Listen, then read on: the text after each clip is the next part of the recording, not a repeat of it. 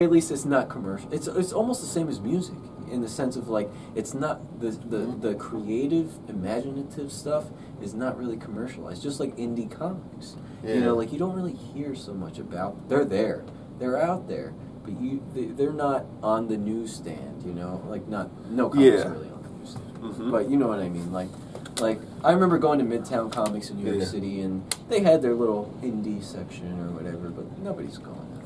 They're going to Marvel and DC and whatever. And it's like,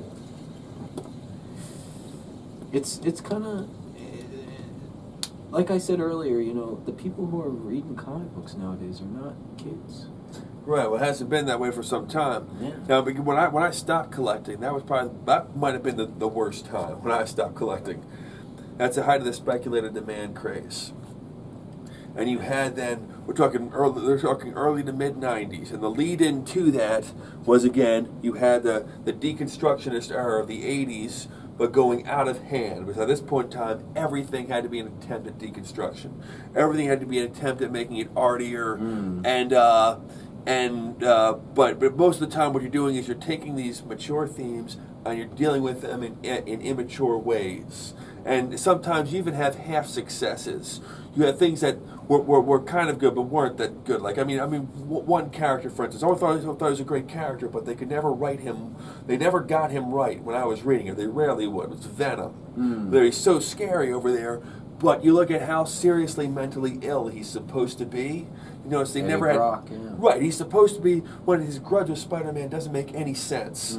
If you look at it, what happened within there, and then you look at the plot line for him becoming Venom is so convoluted. It was the Secret Wars. It spawned off the Secret War. It spawned off the 3 other subplots. But even his behavior was they never found a consistent way to write it. He'd act like a holy warrior in one issue, act like a little kid in like a man's body in another, or he'd be like a schoolyard bully. They never had a handle on him, I guess, with all the different writers, because portraying that level of mental illness is something that maybe you just don't want to do that in a comic book that a bunch of 12-year-olds are going to buy. It's one thing to have a character who's even worse, like Bullseye, who's, I'm surprised... Straight up psychopath. Right, and straight up psychopath. The thing is, he knows he's the bad guy, and he loves it. And it's one thing. He's almost like a Saturday morning cartoon villain, but in a slightly more realistic world, where he can do that. It's one thing to put him in a book because there's at least a line drawn between black and white. But when you have someone like Venom, who's supposed to be more complex, and you can't take the time to give him that complexity, well, it's like you gotta. And what they do is then they just throw in Carnage, who's a much worse version of Venom. But those issues, in the first issue, appearance of him, he was just a straight fucking psycho. And then he always gets beaten up that much worse at the end because they know the reader just hates him that much. So you have that edge. You have like dealing with these darker themes in there, and then you have, and this is all Venom's over here, but Todd McFarlane again. You have the surreal art craze. You have the people, the artist became the star. You have people who have these bizarre art styles. I remember one of the things that, before Spawn though, the one thing that set him up was Spider-Man #1 for like 1990 or 91. That had that whole issue. It was like 300, you know, like. Yeah, it was. It was Web of Spider-Man. Right? No. It was the comic was just called Spider-Man, and this was Todd McFarlane drew it and wrote it. And again, he writes with his visuals. So the storyline is pretty much a cheap parallel of, or it's a rehash of Kraven's Last Hunt. But there barely is a storyline. It's about the atmosphere. And he manages to pull it off and make something kind of good out of it because he's just that good with the art. But then everyone else is jumping on it. Like, Rob Liefeld became the most hated man in comics because now you just have, anytime you have a bunch of people with ridiculous anatomy and outfits, you just make them more violent than ever and people will buy it. I remember Cable. Cable had a solo comic, Blood and Metal. It was so god-awful. There's he started with X-Force, right? Yeah, he was with X-Force. They gave him a solo comic and it was such incoherent shit. There's a parody of it. The internet critic Linkara just he rips that apart and it's so funny in there. So anyway, you had that. It was taking this drastic downward turn, but then all the artists who didn't like the way Marvel was handling the business, they pull a coup d'etat over there, and then they end up starting Image. and they start Image. Right. They do their own comic where they have exclusive rights to the character. They not only do the art, they also write the story and they edit it, and then they're in charge of the business aspects of the character.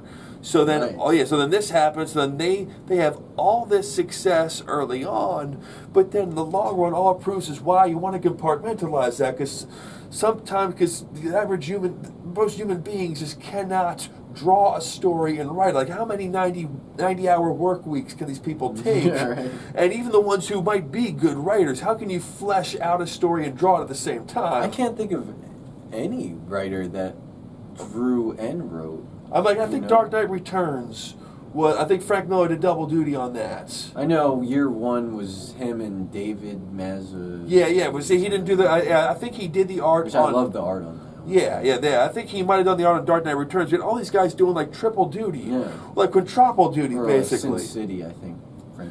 Frank Miller did that. Yeah, so he had pulled it off, but like there's very few though that. Right. But it almost never happened. And by the early to mid '90s, everyone was jumping. All these artists who could scribble something creatively were just jumping ship over to Image and putting out garbage. Because you had like 3 good books. I think it also had to do with the commercialization of Marvel and DC, and they were sick of it. Right, they were sick of it, and what they did was they actually created something worse, and not so much out of corporate greed, but out of a bunch of people with all this power, all these resources who don't know what they're doing. Yeah, Jim he did Lee Wildcats. He jumped on the Image. He was on Image for a little while. He did Wildcats, and the X-Men improved without him. What's the other one? Malibu. That's all. Yeah, that was another. That was to start out as like a that was like a subsidiary. Yeah, I think that was owned by another, because it was Malibu. There, and not Mirage Studios was owned by Image. Vertigo is DC. Yeah, then Valiant got involved. Valiant, right? Yeah, no, Valiant had they had Jim Shooter was their editor in chief. He used to be at Marvel. He used to be at DC. Right. And he did that whole New Universe line, where it was like a separate line of Marvel, where everything was supposed to be a little bit more realistic, a little bit less over the top, and it bombed, but he learned from what he could and couldn't do on there, so then he does Image, he does Valiant, so then all this stuff takes off. And I remember, like, it just got so tiresome. I loved comics the year before then, but all of a sudden, Marvel's making all these drastic changes that aren't working. All these people are going over to DC doing comics about people with giant shoulder pads and anatomies that make no sense. Or there's all these Image comics that are just fucking horrible. And I gave up on it. And I remember I picked up an issue of Wizard, that magazine, like Wizard of the Coast. Yeah, I picked it up 2 years later, and I found out pretty much all the stuff that was big right when I stopped collecting had gone out of business.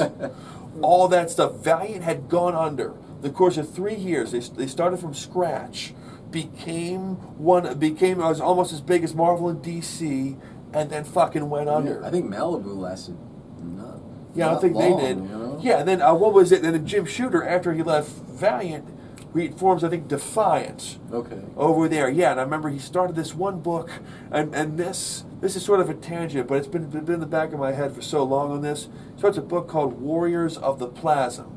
Warriors of the Plasm really kind of went under because Marvel UK did a book called Plasmer, hadn't been published yet, but they gave him a lawsuit.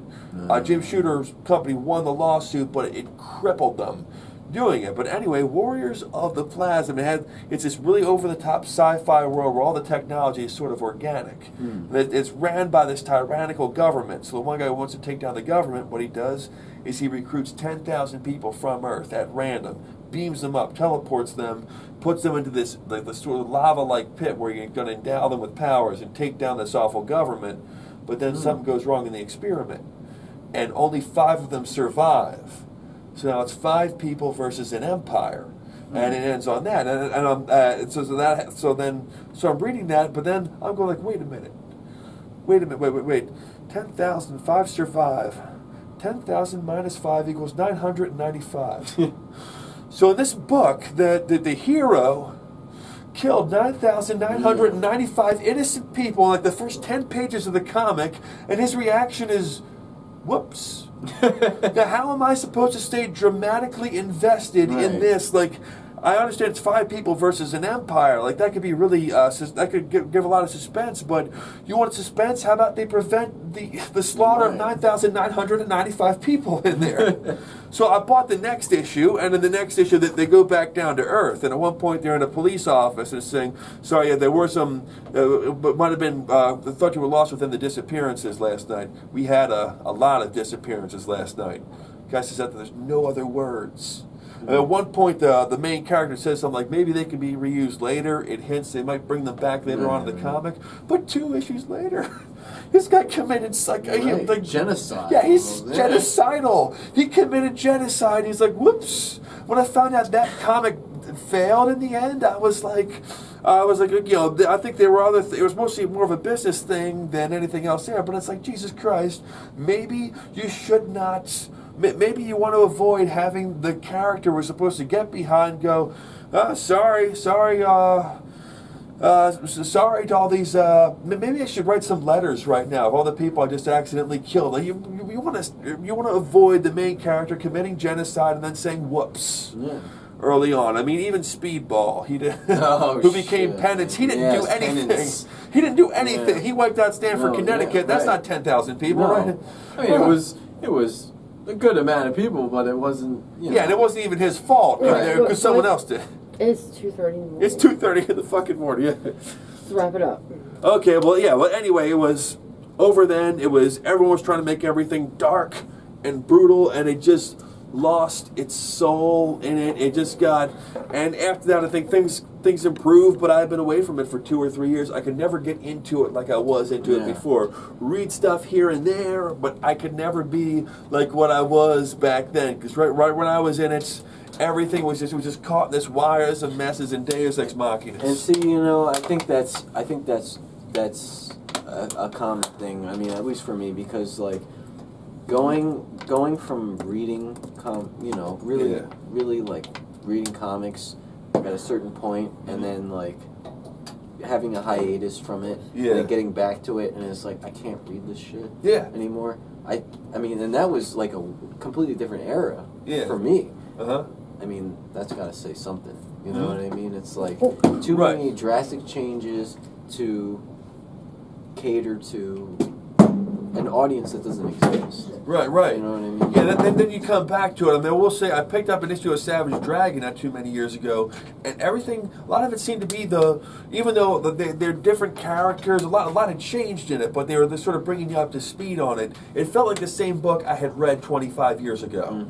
It had that level, even though a lot had changed in it, so I give it that. But yeah, it's like I can't get back into it because whatever it is right now, it's so different from what it was when I was there. I can only be a dabbler from this point on. I can't sit here and go out and buy like 10 books a month and get my mind wrapped around what's going on with this character when they've changed that character around like 3 times since I've been gone. I mean, shit, I used to spend anywhere from $60 to $120 a week on comic books. Yeah. And that was when I was in high school. Right. And I was fucking broke every week. Yeah. You know, and that was for consistency, I guess. Yeah. And then, you know, after that I couldn't do it anymore because it was like, why waste my money? Right. On something that I wasn't, you know, like, it wasn't something that I wanted to hear anymore. You know what I mean? Like, it was so different. And that's a big issue with comic book issues. And that's where I've been at since like 1994. So on that note, I gotta stand up. Well, it was fun. Oh my ass! It was fun. Wait, turn off the camera. I wish that we had recorded the first part because that was the fucking shit. Yeah. I think the second part was more focused, be funner for viewers. Yeah. You think so? Yeah. I don't know. But still. Let me go home and crash. Are you gonna drive home? I'm exhausted. Yeah, I'm gonna go home. How far away are you? Broomall. I'm not far away from here at all. I don't know the area. Yeah. That's a half hour.